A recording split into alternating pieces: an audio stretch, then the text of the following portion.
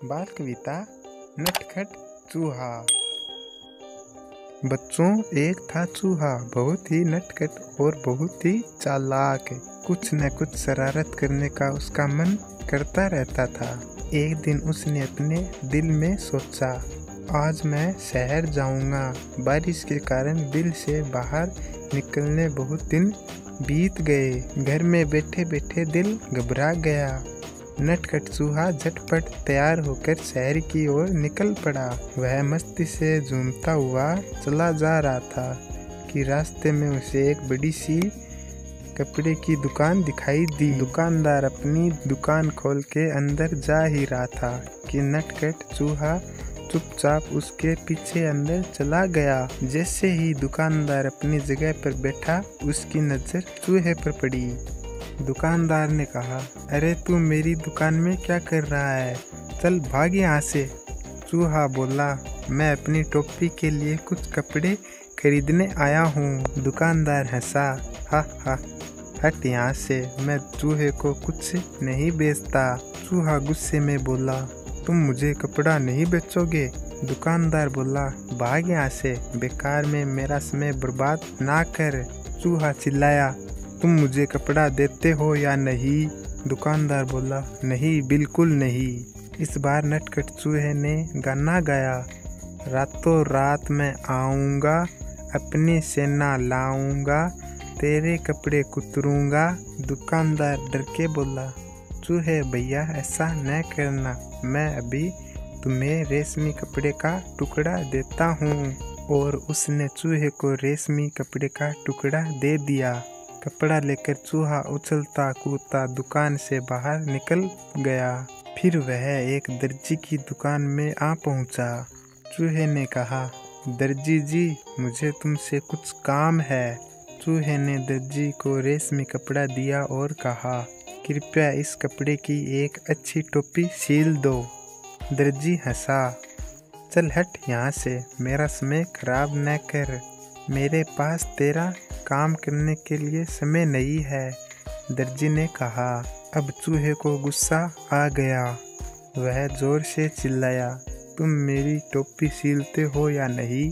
नहीं नहीं नहीं, दर्जी ने कहा।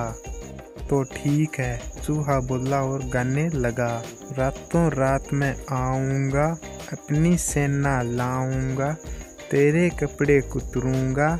दर्जी ने कहा, चूहे भैया ऐसा ना करना, मैं अभी तुम्हारी टोपी बनाता हूँ। और थोड़ी ही देर में दर्जी ने चूहे के लिए एक सुंदर सी रेशमी टोपी तैयार कर दी। नटखट चूहे ने उसे पहना और फिर अपना चेहरा आईने में देखा।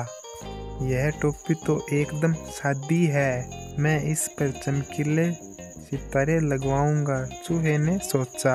वह कूदता कूदता दुकान से बाहर निकल गया। वह सड़क पर शान से चल रहा था कि उसकी नज़र एक छोटी सी दुकान पर पड़ी, जहां सुनहरे और रुपैले सितारे बिक रहे थे।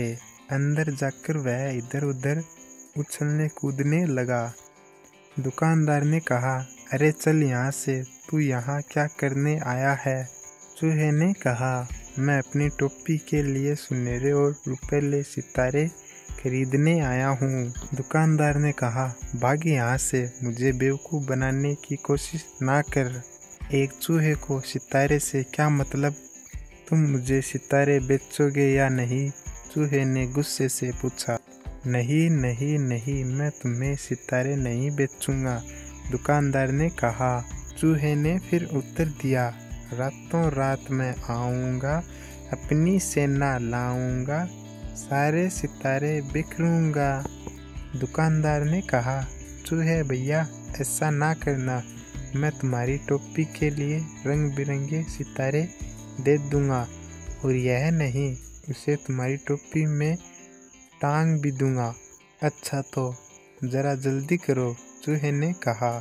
टोपी बनकर तैयार हो गई। चूहा टोपी पहनकर आईने के सामने खड़ा हुआ तो खुशी से उसका मन नाचने लगा। वह सोचने लगा, मैं भी किसी राजा से कम नहीं हूँ, मैं अपनी सुंदर टोपी किसे दिखाऊं? चलो अपनी चमकीली टोपी राजा को ही दिखाऊं। 1 घंटे के अंदर ही नटखट चूहा राजमहल में राजा के पास आ पहुंचा। वह राजा के सामने जा खड़ा हुआ। राजा अचानक चूहे को देखकर बहुत ही हैरान हुआ। उसने पूछा, अरे तू यहाँ क्या कर रहा है?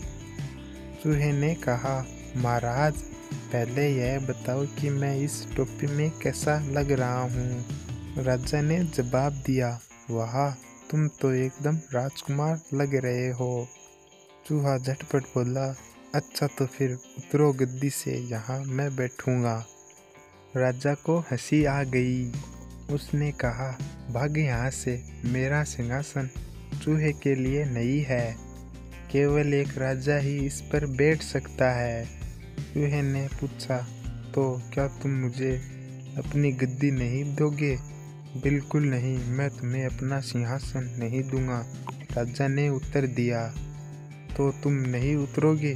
चूहे ने फिर से पूछा। नहीं नहीं, राजा अपनी बात पर अड़ा रहा। राजा ने आदेश दिया, पकड़ लो इस चूहे को। सिपाही चूहे को पकड़ने दौड़े। चूहा सरपट उसने बीच से निकल गया और सिपाही एक के ऊपर एक गिर पड़े।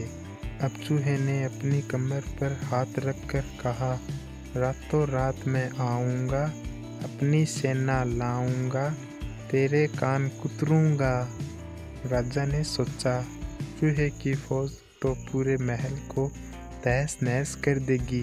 वह डरकर उसे कांपने लगा।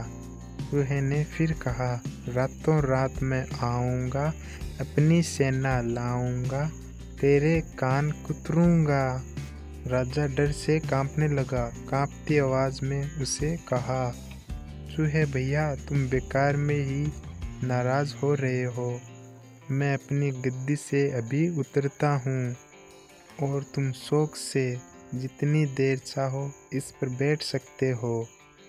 चूहा बहुत खुश हुआ। शान से वह सिंहासन पर बैठ गया और काफ़ी देर तक आराम कर रहा था। रात जब काफ़ी बीत गई, वह गद्दी से कूदकर नीचे आया और खुशी खुशी अपने घर को चल दिया। उसने शान से अपनी चमकीली टोपी अपने सभी दोस्तों को दिखवाई। सभी दोस्त उसकी कहानी सुनना चाहते थे। चलिए बच्चों, अगर हमारी वाली कहानी आपको अच्छी लगी तो हमें लाइक एंड सब्सक्राइब ज़रूर करना। मिलते हैं हमारी नेक्स्ट वीडियो में, तब तक के लिए बाय बाय।